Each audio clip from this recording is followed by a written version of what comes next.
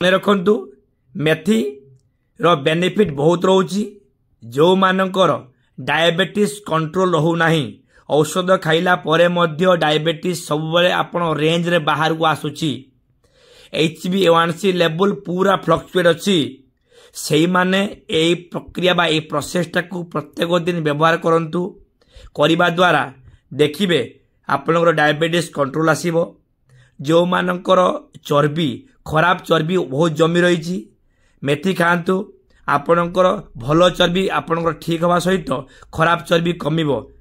Bad cholesterol कमिबो। आपणकर digestive system जो मानकु बारंबार एसिडिटी होउची सेमाने मध्य यार बेनिफिट नहीं पारिबे। स्किन एवं हेयर रे बहुत बेनिफिट आसीबो। आपण व्यवहार करंतु देखिबे जो 4टी पॉइंट आमे कहिलु से 4टी पॉइंट रे आपण बेनिफिट आसी पारिबो 100%।